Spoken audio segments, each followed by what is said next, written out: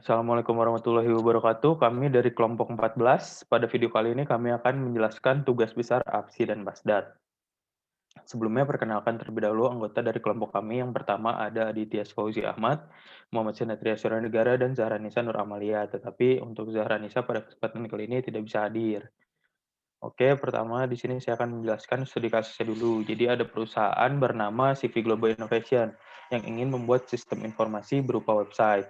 Dan website ini merupakan website internal perusahaan yang digunakan untuk mengolah dan menyimpan informasi karyawan, keuangan perusahaan, transaksi perusahaan, inventory produk dan material, serta jadwal produksi dan pembelian material. Nah, pertama-tama saya akan menjelaskan dulu tujuan perancangan sistem. Ada 5 tujuan utama. Yang pertama untuk spesifik. Nah, spesifik ini CV Global Innovation merupakan perusahaan yang menjual alat bantu ajar bernama Global Eclipse. Dan CV Global Innovation ini memerlukan sebuah sistem informasi yang dapat mempermudah pengolahan data perusahaan mereka, serta dapat mempermudah juga monitoring dan controlling seluruh proses yang ada di perusahaannya. Nah, untuk measurable-nya itu dapat mengimplementasikan sistem informasi dan memenuhi requirement yang diminta. Untuk achievable-nya itu dalam pelaksanaan proyek ini terdapat kesepakatan yang disetujui oleh pihak pengembang atau developer dan pihak perusahaan sebagai user. Nah, untuk realistiknya, sistem informasi ini dapat digunakan untuk mempermudah pelaksanaan bisnis CV Global Innovation dalam memproduksi produk Global Eclipse. Dan untuk time base-nya dalam menjalankan proyek ini, waktu yang dibutuhkan adalah 3 bulan, mulai dari bulan Mei sampai bulan Juli. Selanjutnya ada manfaat perancangan sistem. Nah, karena sistem informasi di sini yang digunakan adalah website, maka ada beberapa fungsi dari website itu sendiri. Yang pertama adalah mempermudah CEO dalam mengelola dan memantau aplikasi. Yang kedua, melakukan material request. Yang ketiga, mempermudah customer dalam pembelian produk. Yang keempat, mempermudah memeriksa data kapasitas inventory yang tersedia hingga memeriksa data penggajian pegawai. Yang kelima ada mempermudah perusahaan memeriksa kebutuhan material dan masih banyak fungsi-fungsi lainnya. Selanjutnya saya akan menjelaskan fitur-fitur yang di dalam website yang kita buat ini. Yang pertama ada fitur admin, ada fitur procurement, ada fitur finance, dan ada fitur production. Untuk fitur finance ini adalah fitur yang kami tambahkan di website dari praktikum kemarin. Nah, untuk fitur admin di dalamnya masih banyak fitur lainnya seperti view employee list, input employee data, update employee, delete employee, dan view account. Dan masih banyak fitur admin lainnya. Untuk procurement ada fitur view material, create procurement, edit procurement transaction, view material request, dan view receipt, serta masih banyak fitur lainnya juga. Untuk fitur finance juga di sini ada fitur view salary, view journal, view receipt, print journal, delete receipt, dan masih banyak fitur lainnya juga. Dan terakhir untuk fitur production di dalamnya terdapat fitur view MPS, view product, view material request, view BOM, view procurement, dan masih banyak fitur lainnya yang dapat kalian lihat di laporan tugas besar APSI kami. Nah, selanjutnya akan dijelaskan oleh rekan saya. Oke, mungkin selanjutnya saya akan menjelaskan mengenai sistem user level, di mana di sini kita lihat di bagian di mana ada posisi CEO, admin, staff production, staff finance, staff procurement, di mana masing-masing ini memiliki akses terhadap segala lini aktivitas di perusahaan kami, di mana CEO bisa memantau dari semua proses dari admin, dan lain-lain. Nah, untuk admin memiliki akses untuk karyawan yang dapat memiliki akses terhadap website yang dibuat. Jadi semua karyawan yang ada di perusahaan kami dapat diakses oleh admin sebagai home dari semua pegawai tersebut. Dan untuk manajer dan production staff, di mana memiliki akses untuk mengolah data produk, MPS, material, dan BOM.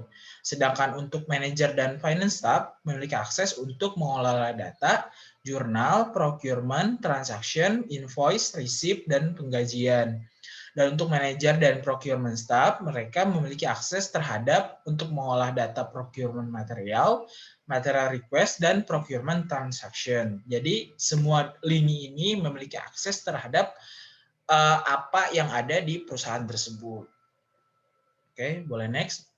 Nah, selanjutnya saya akan menjelaskan mengenai kebutuhan perancangan dari sebuah sistem terintegrasi dari kami. Di mana yang pertama yaitu tentang proses bisnis, di mana bisnis kami ini melakukan kegiatan produksinya baik untuk melakukan perencanaan jadwal induk produksi, melakukan pembelian material, dan melakukan penggajian pegawai. Di mana kita lihat di bagian yang di samping, di mana antara production operator, procurement, production, warehouse, dan finance memiliki saling ketergantungan satu sama lain, di mana dimulai dari production operator, dari mulai membuat produk, menyusun MPS dan lain-lainnya itu sampai produk tersebut bisa jadi dan akhirnya produk itu bisa disimpan di warehouse atau gudang. Jadi untuk proses bisnis ini kami saling terhubung satu sama lain. Dan kami yang mengusulkan di sini juga perlu suatu sistem berupa website yang dapat menampung berbagai informasi yang akan saling terhubung antar divisi sehingga setiap divisi dapat saling terintegrasi. Dengan bantuan website ini diharapkan kegiatan berbagai divisi dapat lebih mudah, cepat, dan terintegrasi. Seperti halnya di diagram yang di samping, di mana antara employee tentang pekerja, salary, tentang gaji, dan lain-lainnya, ini saling terhubung satu sama lain. Dan ini saling juga mentransfer informasi dari misalnya dari A ke B, dari B ke C, ataupun dari sebaliknya. Jadi saling bertukar informasi satu sama lain. Nah, selanjutnya saya akan menjelaskan mengenai diagram UML yang telah kami buat, di mana sequence diagram itu adalah menggambarkan bagaimana sebuah sistem merespon kegiatan si user. Untuk use case diagram adalah permodelan untuk melakukan kelakuan sistem informasi yang akan dibuat dan digunakan untuk mengetahui fungsi apa saja yang ada di dalam sebuah sistem dan siapa yang berhak menggunakan fungsi-fungsi tersebut. Nah, untuk class diagram merupakan himpunan dari objek-objek yang sejenis atau sebuah objek yang memiliki keadaan sesaat dan perilaku. Untuk activity diagram atau diagram yang berbentuk aluran dari satu aktivitas ke aktivitas yang lain. Oke, boleh lanjut. Nah, di sini kami membuat 4 fitur di mana ada admin, procurement staff, finance staff, dan lain-lain dan production staff. Oke, boleh lanjut.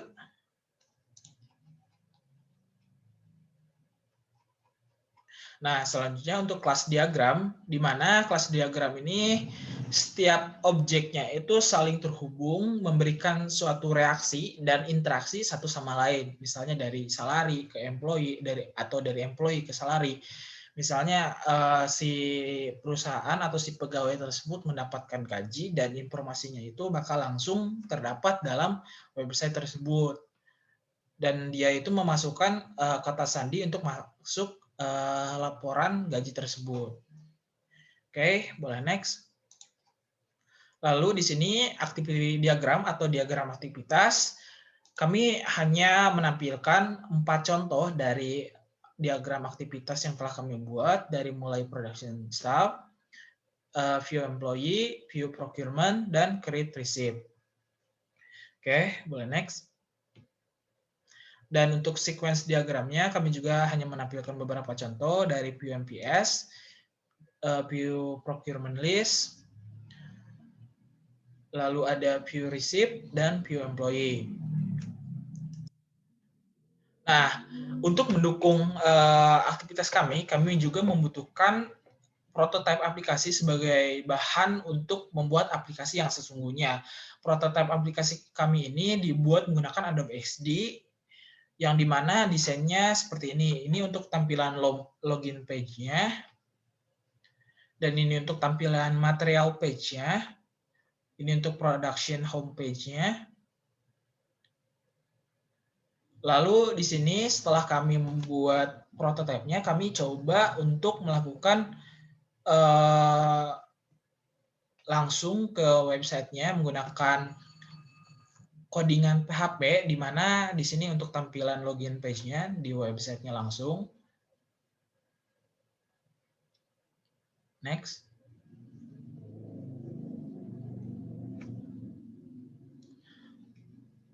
Lalu di sini untuk procurement transaction-nya, dan ini untuk production homepage-nya. Begitulah tampilan untuk keadaan di website-nya langsung. Nah, untuk mendukung sarana yang tadi, kami membuat codingan di PHP, seperti yang terlihat di samping. Ini hasil source code-nya. Oke, next.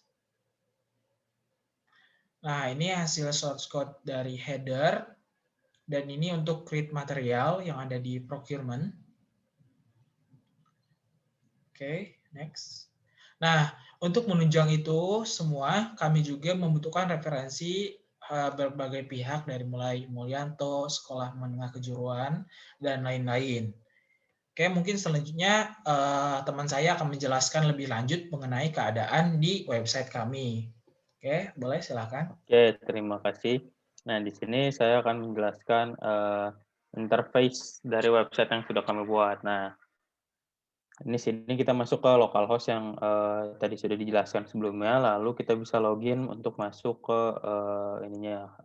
halamannya. Nah, ini kita masukkan dulu untuk admin yang pertama sesuai dengan username dan password yang sudah disetting di codingan sebelumnya. Nah, ini seperti ini interface untuk adminnya. Jadi, ada 2 fitur untuk employee dan account. Nah, untuk employee ini kita bisa menambahkan employee di dalamnya sesuai dengan, divisinya mereka apa. Bisa dengan cara menekan add employee ini. Nah, lalu masukkan seluruh data yang diminta. Lalu selain employee ada juga account yang berisi, tentang, daftar, akun, nama akun, beserta dengan nomornya juga. Nah, setelah itu baru kita lihat ke, divisi-divisi lain. Yang pertama misal kita, memasukkan, nama, pegawai yang tadi sudah ditambahkan sebelumnya, lalu kita pencet login. Nah, di sini kita masuk ke, divisi procurement karena untuk pegawai bernama Zahra ini dia ditempatkan di divisi procurement. Di dalamnya banyak fitur seperti yang bisa kalian lihat dan, di dalamnya juga terdapat, data-data sesuai dengan, fiturnya. Nah, seperti untuk material ini terdapat data-data material beserta harganya dan, stoknya ada berapa. Bisa juga melakukan material request, seperti itu. Nah, kita lihat ke, fitur lainnya. Untuk pegawai bernama Adit, dia, ditempatkan di divisi production sehingga, ketika di-login-kan dia masuk ke dalam, bagian production yang di dalamnya kita bisa melihat master production schedule atau jadwal produksi, terus ada produknya apa aja, terus, bisa melakukan material request juga, dan ada, daftar material-materialnya, serta ada BOM dan, procurement-nya. Dan terakhir kita lihat, untuk bagian finance yang kita tambahkan untuk, tugas besar ini. Nah, di dalamnya terdapat fitur, jurnal, procurement transaction, salary, dan receipt. Nah, di dalamnya itu misalnya untuk, procurement transaction di dalamnya terdapat list, transaksi yang, yang sedang dilakukan. Di sini ada quantity materialnya, ada harganya juga, dan total pembayarannya berapa, seperti itu. Dan, masih masih ada, beberapa fitur lainnya. Mungkin seperti itu untuk bagian interface yang bisa saya jelaskan, kurang lebihnya mohon maaf. Wassalamualaikum warahmatullahi wabarakatuh.